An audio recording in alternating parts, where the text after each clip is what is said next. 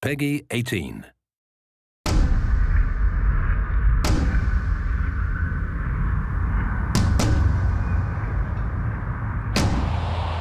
We chose Death to be the character in Darksiders 2 because War really set the stage for the Darksiders universe and introducing new elements, and we felt bringing in a new horseman with a totally new playstyle, different personality would be really cool, and Death is probably the most well-known of the four horsemen, so we thought he should get his shot. What makes Death different from War is almost everything about him. The way he expresses himself, the way he talks. I have an offer in mind. The way he handles business on the battlefield, and the way that he gets around. It's much more feral, more animal-like.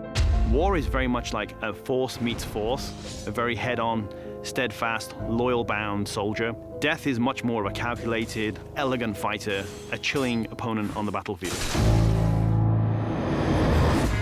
His traversal has definitely improved. It's a lot faster, more responsive, and so is his combat. His weapon is more interesting. He can dual wield or wield a single heavy weapon, depending on your playstyle. Death's primary weapon is a scythe. It's kind of a unique one. It's sort of a multi-purpose Swiss Army scythe. He can use it with two different blades. He can attach it together to form the more traditional Reaper scythe. He can use it as a pole arm. Of course, he doesn't stop that. He'll pretty much use any weapon that's made available. You can get big axes, you can get crazy cool claws, big iron fists, and he'll even shoot guns. I mean, he'll use anything that he can, really.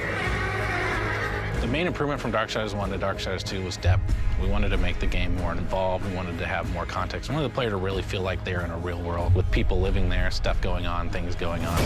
We give them more items to tailor their own character, more characters to speak to, so we've got a lot more immersion on the story side of the game. The first game, most of it took place on Earth, so now we were totally free to create all these new areas. We have angelic fortresses, demon cities, the city of the dead. It got our team super excited.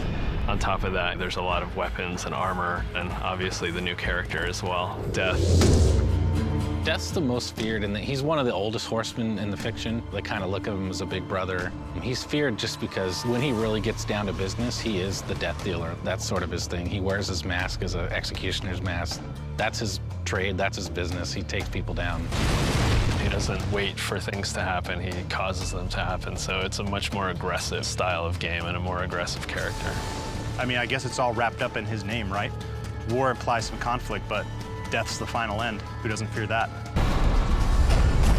A few words describe Death: cold and calculated. Agile, both in the way he fights and the way he deals with situations. My favorite word to describe Death is definitely arrogant. He's an opportunist. If I could describe Death in one word, it'd probably badass.